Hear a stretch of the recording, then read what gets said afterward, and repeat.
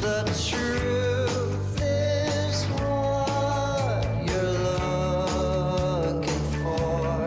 You don't get to choose the answers anymore. Welcome to Christianity, Culture, and Cults. I would encourage you to like and subscribe. The question that we're dealing with is the COGR God's Church based on prophecy?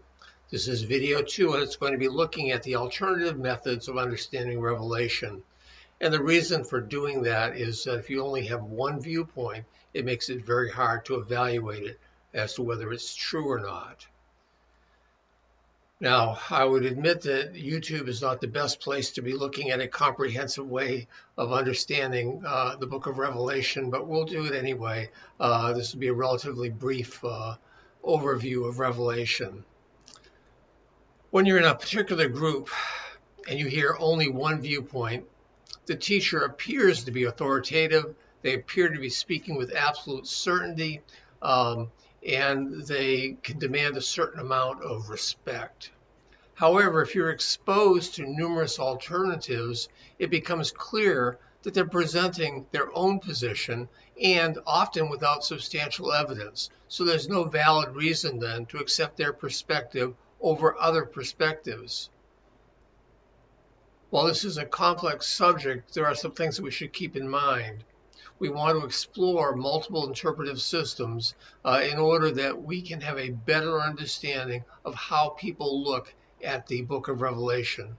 To explore only one method or one scheme increases the possibility of being mistaken. So you want a lot of different viewpoints so that you can understand the possible interpretations that exist within a passage. I want to look back historically. Justin Martyr, who was writing as early as 155 AD, was one of the earliest church fathers to comment on Revelation. He understood the book of Revelation primarily as a prophecy about the coming of Christ and the judgment of the world. He saw it as a warning for Christians to remain faithful during times of persecution. Irenaeus of Lyons, who wrote in the 2nd century, believed that the book of Revelation was intended to guide Christians during persecution. And he also saw it as a warning against false teachers. Tertullian, writing later in the 2nd and the 3rd centuries, used Revelation to support his views on the resurrection of the dead, the bodily resurrection of Christ, and the ultimate triumph of God over evil and judgment. Origen, who also lived in the 3rd century, saw the book of Revelation as a symbolic representation of spiritual truths.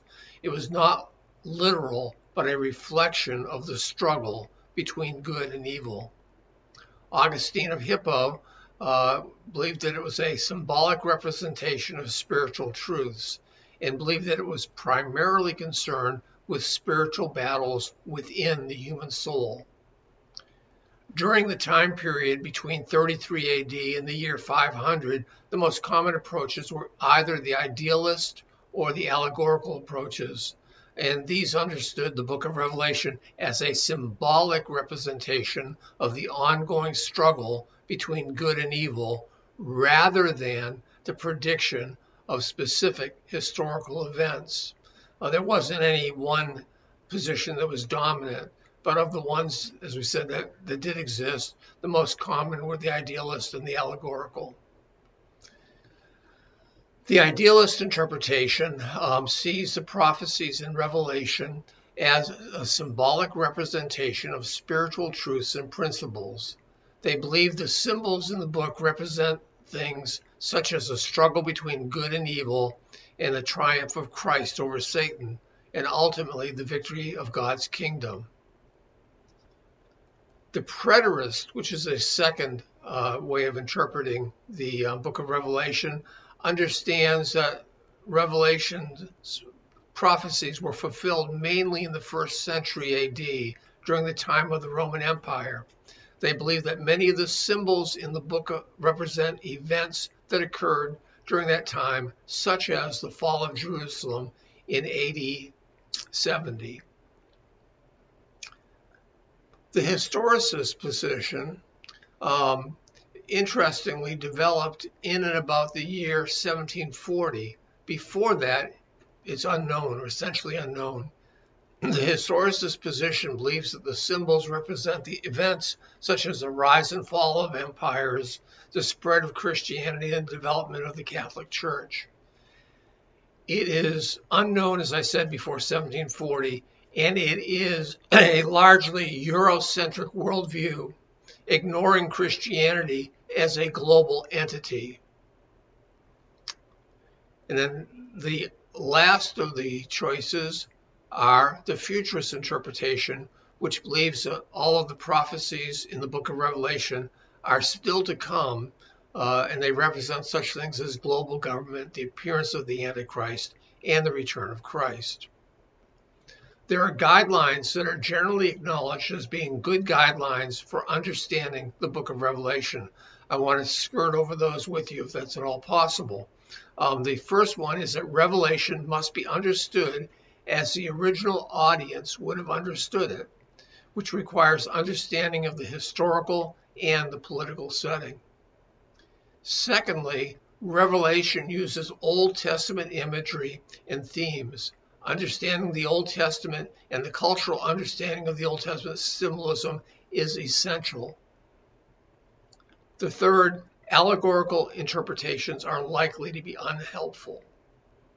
The fourth, Revelation is a carefully crafted work of literature. Understanding its framework and its literary devices is essential to understanding the book. Fifth, Revelation is theological, primarily a book of worship that presents the heavenly reality of God and the purpose and his purpose in this world.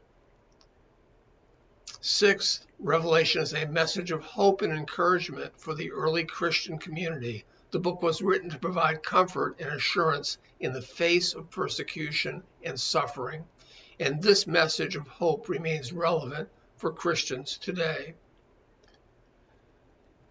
Now, the COGR's historicist understanding is problematic for several reasons. The first reason is that the system is historically late.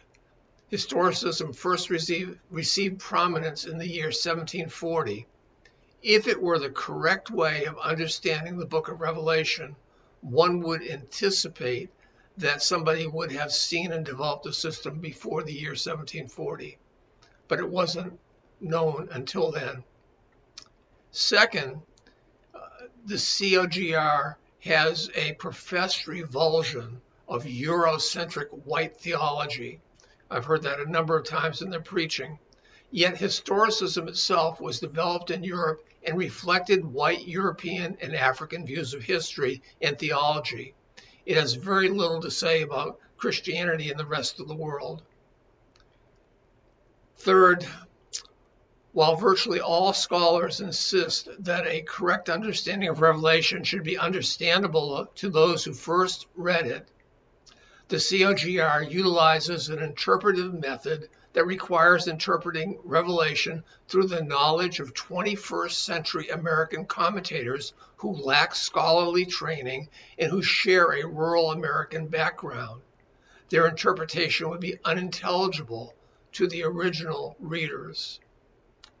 So hopefully that will give you some sense of how other people view the book of Revelation as opposed to how the COGR views the book of Revelation. The next video I will pick up and I will begin looking at the specific problems or the specific errors that I found in their Revelation series. Thank you for your time again, and please go ahead and look forward to the next video. See you there. Disappointment is a bitter pill to swallow, paying back the hope I borrowed from someone I never knew. And it's a forfeit, humans in the suits of heroes, undressed by whispered conspiracies, and just for the truth. But if the truth is what you're looking for, you don't get to choose the answers anymore. So tell me, do you really still believe that the truth will set you free? I do.